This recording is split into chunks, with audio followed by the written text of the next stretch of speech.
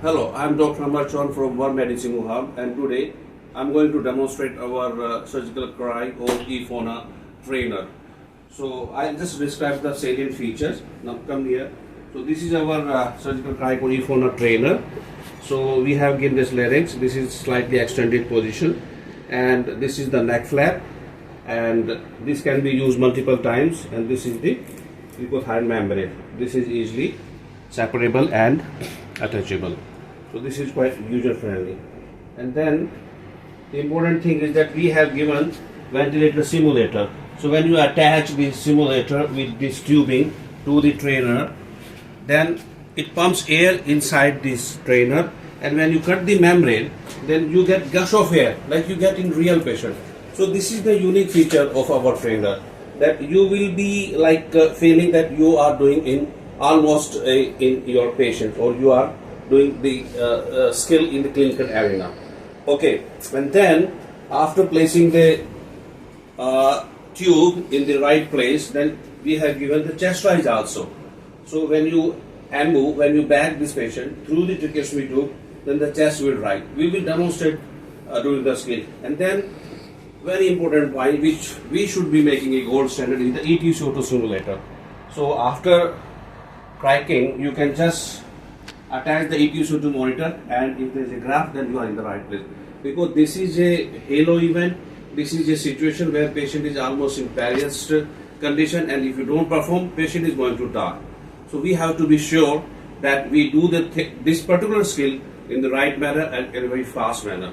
Okay, so now coming to the skill. So basically, now I'll describe.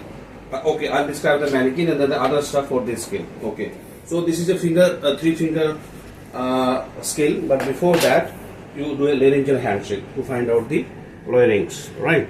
Sometimes there is a beard or contracture or distorted anatomy, and then this is a 3 finger and 3 steps technique, or maybe 4 steps you can count. So with these 3 fingers, stabilize the larynx and feel the cricothyroid space.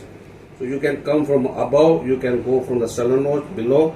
So if there is a beard, then sternum notch is always permanent, it is not distorted. So you can either way, from above or below, feel the cricothyroid space. This is the thyroid and the cricoid cartilage space. Okay, stabilize the larynx because patient is moving his larynx, and then give approximately 1 inch incision over the cricoid cartilage, not cutting it. And then the second one.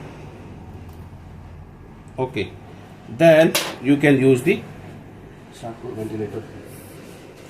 So now show me the remote.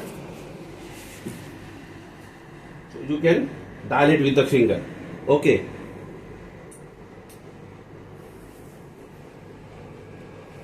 Now give the bougie. So now, just to show you, demonstrate you, come here. So you can hear the air is escaping out. Now with the finger, put the bougie, and now over the bougie, railroad the tracheostomy. That's in our mind, but you can use ET tube also. Okay, so remove the bougie. Now we can attach the ETCO2. That will show the capnograph. Okay, or you can bag the patient, inflate first. Inflate the cuff.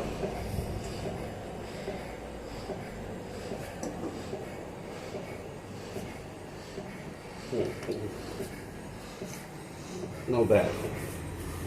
So you can see just like okay, right. So now come.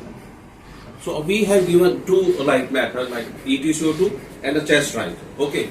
Now this is a skill which is not done very properly in our setup, because now I will describe the first the non-technical factor. Like first of all, the timely decision making for this, because patient, as I said earlier, in a perilous situation. So you have to make a timely decision about this skill. Once you have made the decision, then you do mental visualization or mental rehearsal with your assistant. Thirdly, there should be good amount of light for this procedure, and the person who is going to take the cut should feel and do the manipulation during intubation, so that he knows the anatomy of the larynx. right? And then maybe you can use cooperative aid, and then yes, it's a tactile. It's a tactile skill, meaning that you do this skill by palpation. You are palpating all the time. You are not seeing the structure. So this is a skill by touching. Okay, and then before you start doing this procedure, be distressful. Means take a deep breath, control yourself, calm down yourself, because like somebody said, smooth is fast and fast is smooth, right? So that kind of philosophy you must have when you are doing this skill. Okay, so I'm sure if you practice, and you need to do deliberate practice of surgical cry or cracking someone's neck, you have to have deliberate practice. Then only you will be able to perform in clinical area. Thank you for your time.